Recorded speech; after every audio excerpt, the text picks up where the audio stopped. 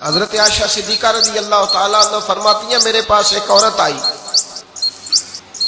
تو میں نے اس کے ساتھ 2 بیٹیاں تھی اس کی، میرے پاس 3 کھجوریں تھی، میں نے اس بی بی کو دے دی، 2 بیٹیاں تھیں۔ اس عورت نے کیا کیا، میں دیکھ رہی تھی، ماں تھی نا اور بیٹیوں کی ماں تھی،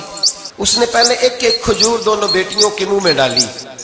اور پھر جو کھجور اس کے پاس بچ گئی میرا خیال تھا یہ کھائے گی، لیکن اس ماں نے اس کھجور کے 2 ٹکڑے کیے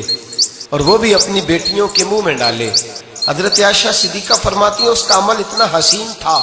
اس بی بی کے اس عمل کے اندر اتنا حسن تھا کہ میری آنکھوں میں بھی وہ بات رہ گئی، دل میں بھی رہ گئی، روح میں بھی سما گئی۔ اس کے حسن اور تاثیر کو میں بھلا نہ سکی، شام تک وہ کیفیات، وہ انداز، وہ اس عورت کا طرز، اس کا وہ انداز میری طبیعت کے اندر بار بار مجھے اس کی طرف متوجہ کرتا رہا۔ شام کو محبوب تشریف لائے، نبی کریم صلی اللہ علیہ وسلم شام کو جب تشریف لائے تو حبیب پاک علیہ السلام کو میں نے بتلایا، میں نے کہا حضور بی بی آئی تھی،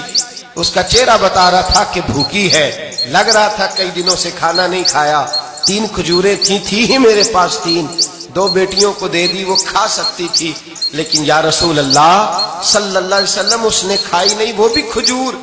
2 ٹکڑے کر کے بیٹیوں میں بانٹ دی ہے۔ حضرت عائشہ کہتی ہے دیر تک حضور میری بات کو سنتے رہے، دیر تک میری طرف دیکھتے رہے، اس تصور کو، بیٹی کے پیار کے اس ذائقے دیر تک محبوب محسوس کرتے رہے، اور پھر فرمایا عائشہ جو دنیا میں بیٹیوں کی وجہ سے آزمایا جائے گا، جب قیامت کا دن آئے گا تو رب اس سے حساب نہیں لے گا، بے حساب ہی جنت میں داخل فرما دے گا۔ اللہ پھر اس سے حساب نہیں لے گا جو بیٹی کے سبب سے آزمایا جائے۔ یعنی حضور نے باپ کو کہا کہ بیٹی کو مصیبت نہ سمجھنا، اگر کبھی اس کے میکے سے جھگڑے کا پیغام بھی آ جائے، اگر کبھی دوبارہ تجھے اس کی طرف پلٹ کر جانا بھی پڑے،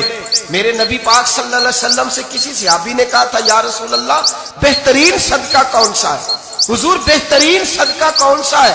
وہ میرا مال جو اللہ کے راستے میں خیرات کروں تو رب مجھے زیادہ اجر عطا کرے، وہ کون سا ہے؟ تو میرے نبی پاک نے فرمایا اگر تیری بیٹی واپس لوٹ آئی، طلاق کی وجہ سے یا بیوہ ہو کر واپس آ گئی، اور تجھے اس لوٹنے والی بیٹی پر کچھ خرچ کرنا پڑا، تو تیرے رسول کا وعدہ یہ ہے کہ اللہ تجھے اس روپے پر سب سے زیادہ اجر عطا فرمائے۔